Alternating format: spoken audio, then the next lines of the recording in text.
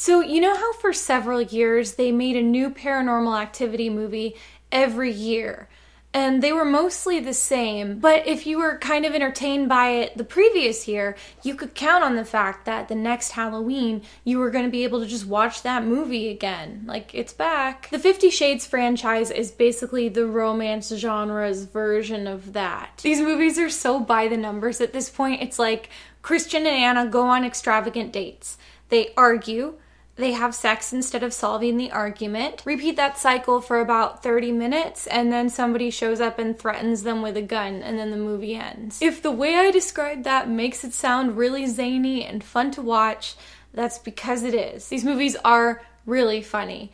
It's basically the purest experience of seeing a fan fiction performed on the big screen. So I was excited for this movie. I was so hyped to see the culmination of this franchise. And there's so much in this story to process. Like, I feel like I can't make a numbered list because this entire story and the way it unfolds beat for beat, there's just so much to it. I'm just kind of gonna go chronologically through the stuff that was weird, and it's gonna be most of the movie. So right in the first scene, the movie begins with Anna and Christian getting married, and then the opening credits play out over this extended, like, 4-minute pop song honeymoon montage. I'm gonna tentatively call this the best part of the movie, and that is a bad sign. I just mean the pop song gives it kind of a nice energy, and you're seeing pretty scenery and just the briefest snippets of their honeymoon. They're kissing in the rain and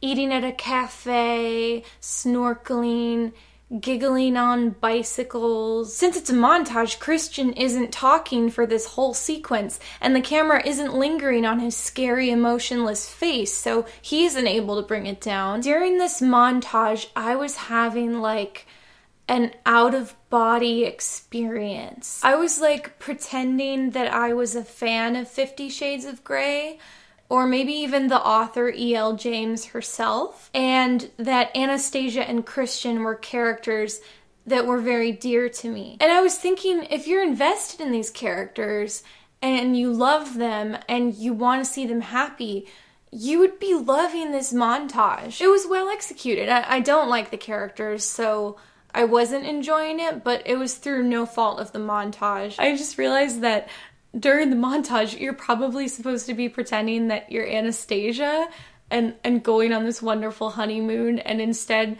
I was dreaming small and just pretending that I was someone that could enjoy watching this montage. It was a blissful 4 minutes. Okay, so we come out of the montage and we are already in our first Anastasia and Christian argument.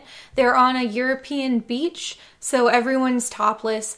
Anastasia wants to take her top off and sunbathe, and Christian is like, no, your breasts are only for me, Anastasia. So, okay, let's imagine this argument and how it would play out if it was two rational people having it. Anna would say, I want to sunbathe topless. Christian would say, I don't want you to. Anna would say, I'm my own person, and if I want to take my top off in a non-sexual context so I don't get tan lines on my chest, that should be okay. Christian would say, yeah, I respect that. But our head of security is here, and he's kind of like a long-term friend and colleague of mine. So just for me personally, I would be kind of uncomfortable knowing that he specifically saw my wife with her top off. And then Anna would maybe say, that makes sense.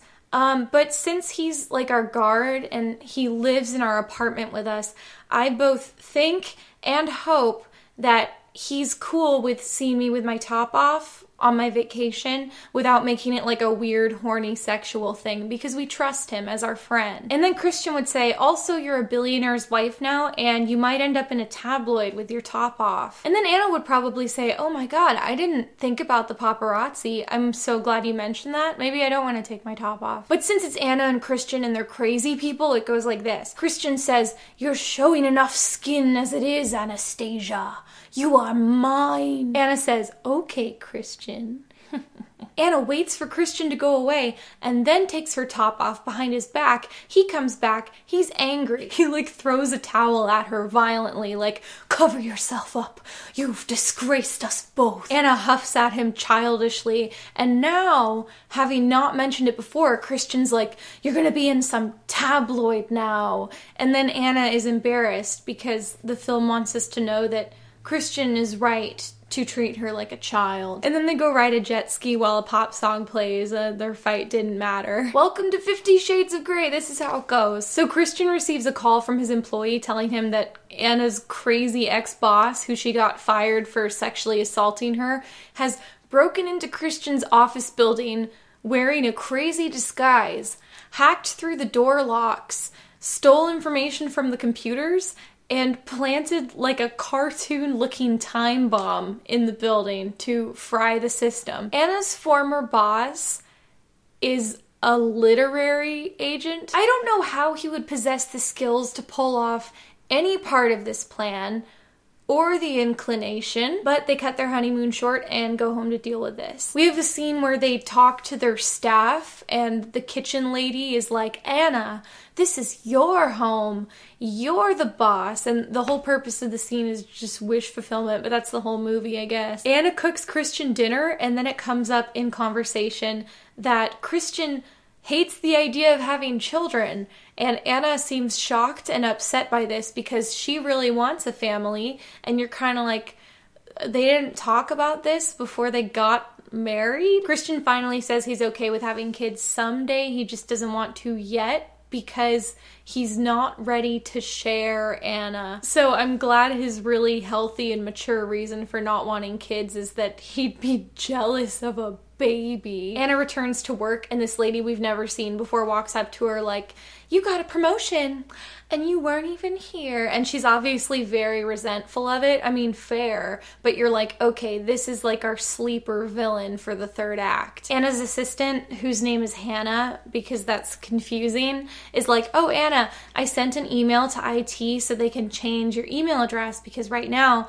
it's Anastasia Steele at Publishing Company and they have to change it to Gray because you're married and you are gonna change your name. Anna kind of balks at this, like, oh, let's leave it for now. It's like it hasn't occurred to her before to consider whether she even wants to change her name, and you're like, what did she consider before she got married? So as soon as this exchange happened, I was kind of like, okay, are they setting up like, we're gonna have some petty argument later where she keeps putting this off, and then Christian finds out, you know, a month from now, and he's like, you never changed your name, our marriage isn't working, or something stupid like that. Turns out I didn't have to even wait that long. Like an hour later, Anna is with a client and Christian storms in with his full entourage, just like worked up into a lather. He demands to speak to her. He interrupts her job and he's like, Anna, I just tried to send you an email and it didn't go through because your name isn't Anastasia Gray on your email address yet. And it's like, okay, based on what her assistant said when she walked in, even if Anna had the best of intentions and wanted to change her email address,